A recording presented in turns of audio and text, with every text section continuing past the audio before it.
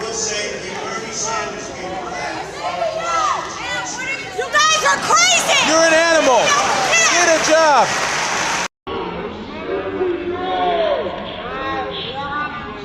If the gentlelady doesn't have an argument, but she's going to refer to me and some of my colleagues. Mr. Donalds. We were from the Third Reich. This is You're insane. going to look at 14, It's insane. 15-year-olds as It's a bunch of insane. criminals? It's insane. Oh, Do I look like a member of the Third Reich to you, Miss Tlaib? Please, Is that what I look like to you? You're the one taking your voting Is that what you think? Is that what you think? Is that what you think? No, that's unethical. I think it's radical and I think it's insane. And I'll respect everything that you say. But to say something like that to myself and all of my colleagues is way out of line. It's way out of line.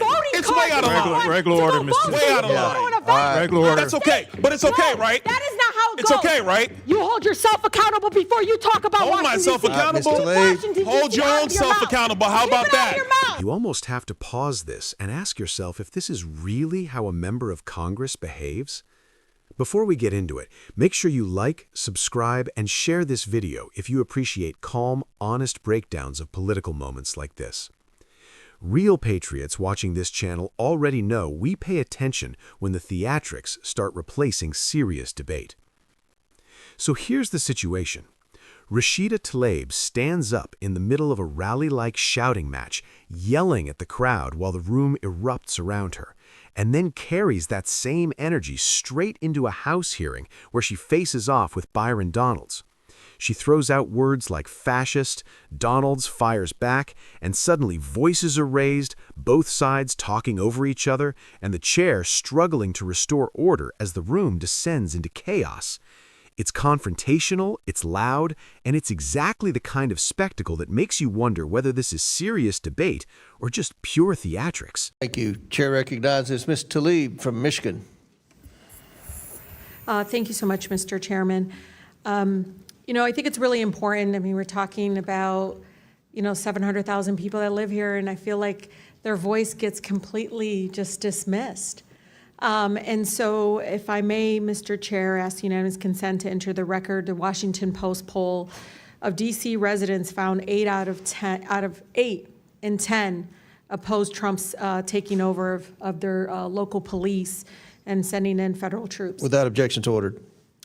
I think it's also really important to understand, like, the incredible kind of slanderous, like, defamation. I don't know what to call it. They're just burying Washington, D.C. You just heard them speak about our nation's capital in that way, in a way that I feel very much like that's not what I see. I see people walking around with their families, people enjoying time to see these beautiful, incredible, beautiful monuments and everything. And there's a pride here too. And so I just want to bring the DC residents into this committee because I feel like they are being made invisible. And this really ugly picture that is not reflective. And I'm from Detroit. I've seen it happen to my city, and it's despicable in a way that I feel like really goes up against our values. One of the things that I know in every abuse of power that we let President Trump and the administration get away with in D.C., it will be replicated. It will be expanded across the country, and it is going to tear apart our communities.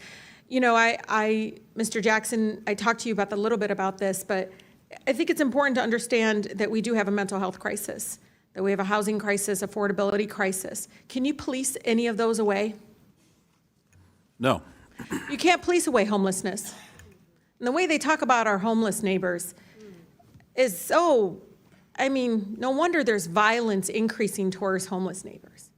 I see it already, the brutality of it. When we see housing costs go up, when we see, again, the lack or dismissiveness of the mental health crisis that we continue to grow. And it's not just this administration, and the previous administrations as well. No one has moved with the urgency that is needed. Just last week, the committee approved over a dozen bills regarding Washington, D.C. And, I'm just curious. Criminalize children. My colleague from Boston talked about this. It basically interfered with legislation already passed by the local government. Was anyone on this panel consulted? Any of you? Raise your hand if you were consulted on any of these bills. Yeah. We were not. One of the things that, AG, I've been listening to you. One of the bills actually eliminates your position completely. What effect would that have? I mean, completely eliminating your position in regards to be able to do the job that you do to protecting all the families in Washington, D.C. We'll start with the fact that more than 70% of the residents of the District of Columbia overwhelmingly voted for having an independent elected attorney general. That's right. And that's a recognition of the fact that when an attorney general is directly accountable to the people, directly responsive to the people, we are much better at doing our job in terms of addressing housing affordability and conditions in slumlords, seniors and consumers who are being scammed, addressing the issues that are most important to D.C. residents, because I am accountable to them. I read wage theft is an issue, workplace discrimination. I mean, there's a number of issues that need to be addressed, and they're not going to address that. They want to paint you all as this ugly, dark, all just out in the street. I mean, the way, it's just unbelievable because they all live here. I don't see it.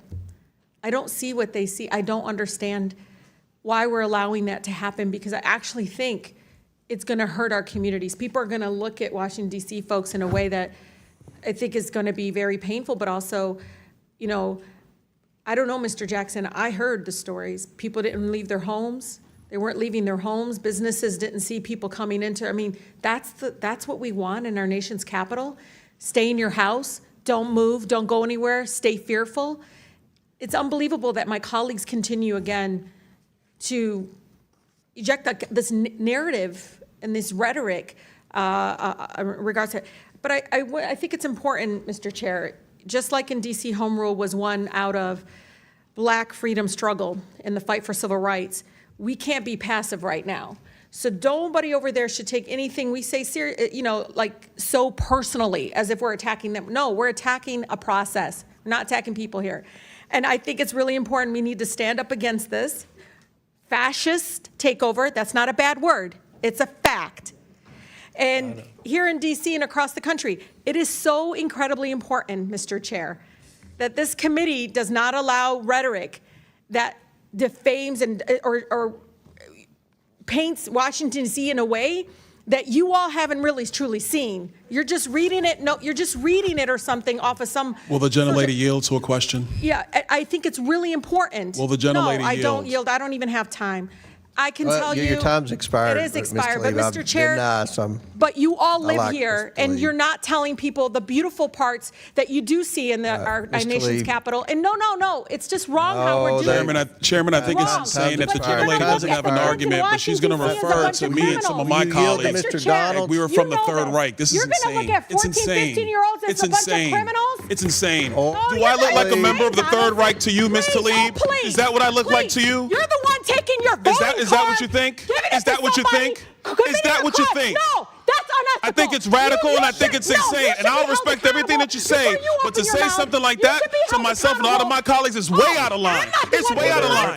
It's way out of line. Regular order, Mr. Way out of line. Regular order. That's okay. But it's okay, right? That is not how it It's goes. okay, right? You hold yourself accountable before you talk about Hold Washington, myself D.C. accountable. Mr. Tlaib. Washington, Hold D.C. your out own of your self mouth. accountable. How Keep about it out of that? your mouth. Hold your own I'm self trying, accountable. Mr. How about that? Fumay. Free D.C. and make sure you All right. vote with your own voting card. Don't be giving it to Ms. somebody else. Tlaib. All right, time. Chair recognizes Ms. Boebert from Colorado. Order. Wait a minute, Ms. Boebert. All right. The moment Tlaib calls the policy discussion a fascist takeover is where the hearing explodes. Donalds immediately pushes back, demanding to know whether she's seriously accusing him and other Republicans of fascism. The exchange escalates within seconds as both lawmakers speak over each other, voices rising, and the chair struggles to restore order. Her behavior mirrors the earlier energy she brought to a rally, shouting at the crowd and being escorted out by security while continuing to yell. In both settings, Tlaib demonstrates the same pattern: confrontation over calm debate, theatrics over substance. Critics say moments like these damage the credibility of serious political discussion. Supporters may call it passion or activism. But when a congressional hearing starts looking like a shouting match and a rally turns into chaos, it's clear that theatrics have replaced rational discourse.